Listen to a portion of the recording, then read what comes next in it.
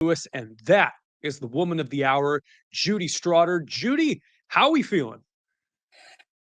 Great. We beat the Renegades last week. DC lost on Sunday. So we are in prime position for the championship. I'm super stoked. We're playing Memphis this weekend. They are not a stellar team. But a lot of times those are the ones you have to look out for. But if we can win this weekend, we really we have an excellent chance. You hinted at something that I think is the crux of this whole week's episode. I don't like to use the phrase trap game a whole lot, and boy, this one is creeping up for all the right reasons. But you mentioned that the Battlehawks have won back-to-back games, now doing away with Arlington, beat the Renegades and big game Bob Stoops 12-6 Friday night in St. Louis. I was out of town attending to one of my best friends at his wedding, and you got to work with the man, myth, the legend, the state of the art, the industry standard, the man, Yes. Randy Carricker. How'd that go? Oh, it was a lot of fun. It was really cool. So much was happening in St. Louis on Friday night that there was just a ton going on. But it was really cool to be able to do something more laid back with Randy and talk about the game and had a great time. It's a good reprieve from my high-strung personality and dead serious tone on the Battlehawks Hub show. I I meant more. actually tuned He in. his shows are a little more, serious. Ours is way laid back. That's what I mean. Like he got to come chill with us. We've taken some stabs at hard J, capital J journalism here on Battlehawks Hub. And as you'll note today, we don't have any guests. It's just two buddies riffing here on Yeah. Sports Hub STL. This show, by the way, sponsored by three wonderful entities. One, Hot Shots, hotshotsnet.com. Find yours. Home of STL Sports since 1990. Lee's famous recipe chicken. More on that halfway through the show. And DraftKings.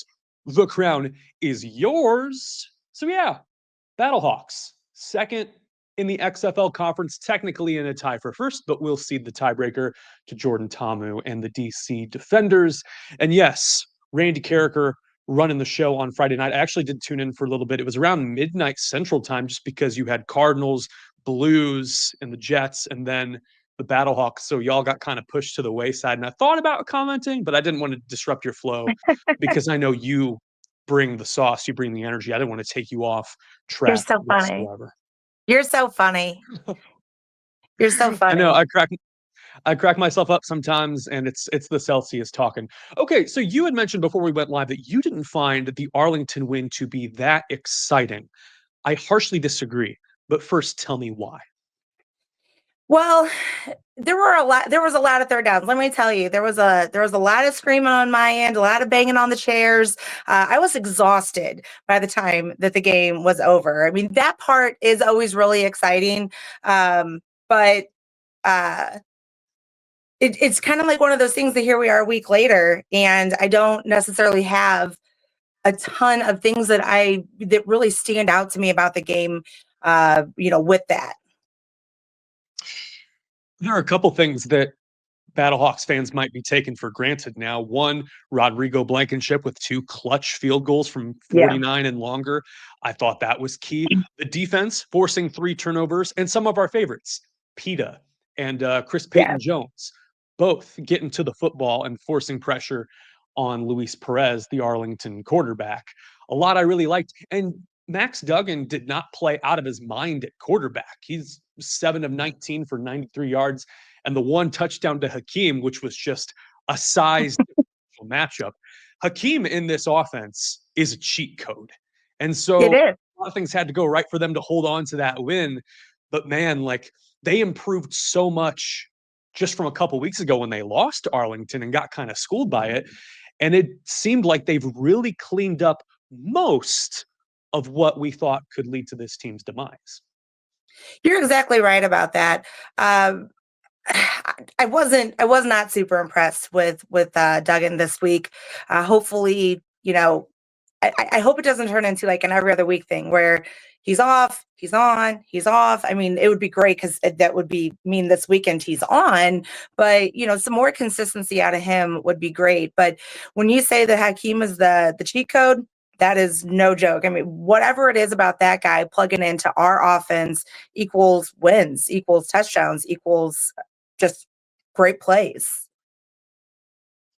Yeah, the one error by Max Duggan that they wish they probably could have gotten back and kept in their pocket was that fourth quarter strip sack fumble. And Joel Klatt on the broadcast was kind of hinting at that long delivery where he brings the ball down before he kind of windmills and winds it up. And former Dallas Cowboys legend Taco Charlton, one of the first round draft pick busts of Jerry Jones, actually getting to him in time and leading to that strip sack fumble. But they limited them to a field goal on that ensuing drive and really locked them down. So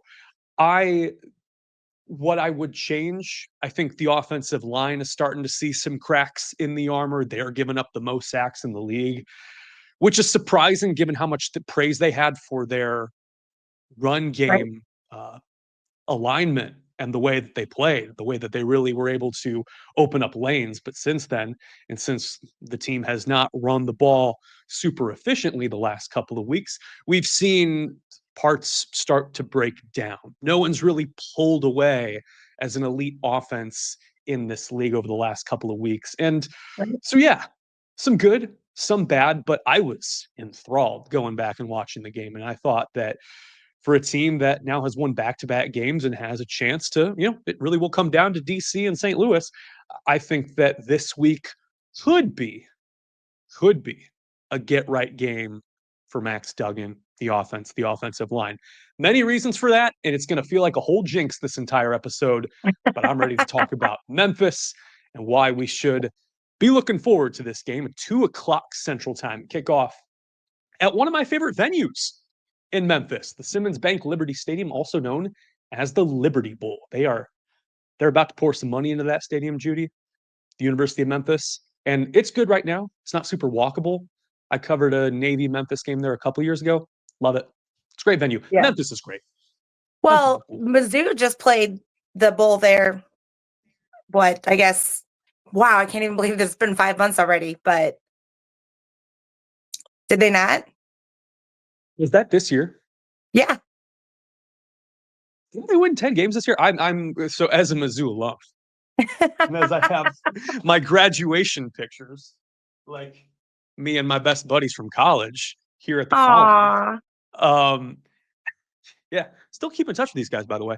Yeah. I mean, I'm nearly certain that's where they played this year. I should say like the end of this last season.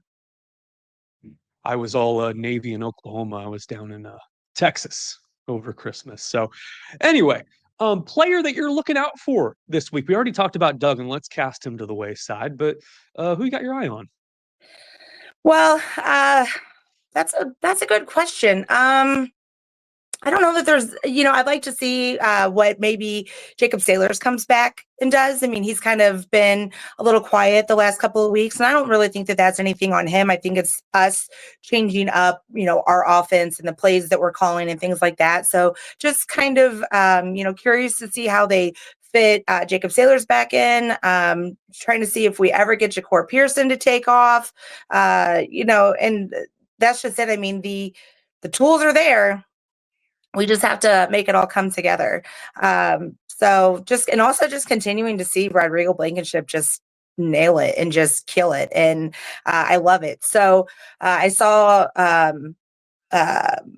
a post the other day. So last week, Travis Feeney, Jake Sutherland, and Rodrigo Blankenship, they did a Siteman cancer visit and visited the kids and things like that. And so, we know that Travis Feeney and Jake Sutherland have been a part of us for, a couple of years now. They're huge players, fan favorites, but to think that Rodrigo's brand new on the team and he's already, participating in these community events, I just think it's super cool. It's one of those things like, just when I don't think I can like that cat anymore, I like him more. He's, so just continuing to see him excel and do a great job too.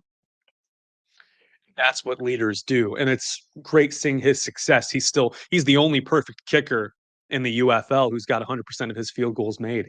And just his crossover appeal, limited NFL days, but I mean, was insane at Georgia. And you got a lot of UGA fans popping up in the comments of YouTube videos and online forums and social media. That's just, I mean, it speaks to the influence that you can carry through sports. You got to love these guys, and any chance that we can get to amplify them and elevate them and, wish them the best. Like Yeah, Rodrigo fits in with the mission. I agree. I wholeheartedly. He just was meant for St. Louis, and we love players like him. Something that we didn't really touch on, that even though we had the Cardinals game going on and the Blues playoff game, we still had over 25,000 people at the Dome. We were as loud as can be. It was also really cool too, because every time the Blues scored a goal, they'd show it on the Jumbotron. And the energy was really awesome. The atmosphere was super cool. I know that a lot of fans are planning on going down to Memphis this weekend. So it could almost feel like a home game for the guys, because they have the I worst hope so. attendance. They have the worst attendance in the UFL all the way around. I think they're averaging like 3,000 a game. And I would not be surprised if there are 3,000 Battlehawks, plus fans there. Yeah, and it's kind of like the University of Houston Stadium, like nice facility, but kind of hard to get to. It's out of the way, and it's probably, even if you live downtown, probably like an Uber drive or something that you don't necessarily want to do for developmental league football or minor league football. But I digress. It's a good facility, and I mean, I like them a lot, but eh, that's Memphis is just a hop, skip, and a jump away, though. I mean, Yep. this could be great. And while we're on the subject of great things that were meant for St. Louis, and I'm not talking about the former Vancouver Grizzlies, I want to talk a little about Lee's famous recipe chicken.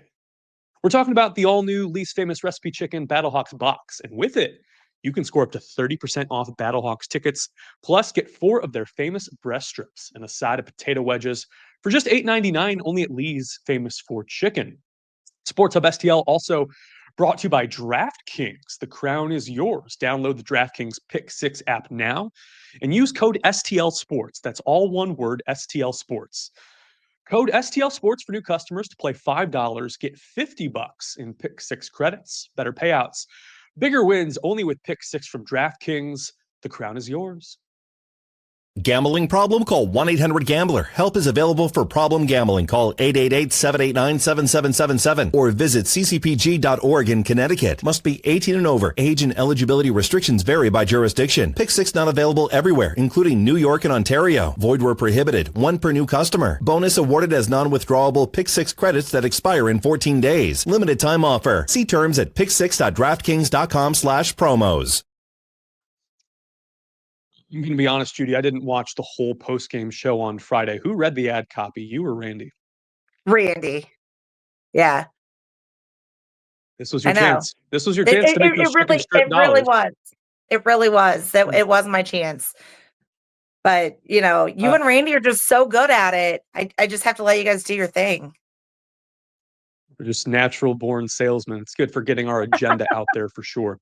I'm going to cherry pick some stats about the Memphis Showboats. So yeah, they're 1-5, and that's tied for the worst record in the UFL. But I would argue that they play up and down to their competition. They lost to DC by 1 possession. That's better than what St. Louis can say. And they're coming off a couple of 1-point losses as well, particularly last week. 1-point loss to Houston. Dresser Wynn which by the way, freaky name for a quarterback. Dresser Wynn completed 65% of his passes. They were up 14-10 at one point, and then they blew that in the third quarter. 2 turnovers is what kind of downed them. And their punt return, Isaiah Henney, is second in the league in return yards, only 60 behind our very own Ja'Cour Pearson. There are flashes of brilliance there. They've got a good linebacker, Steele Chambers, who tackles about 9 times per game. Problem is, While they can move the ball through the air, they cannot run it. 3.3 yards per carry.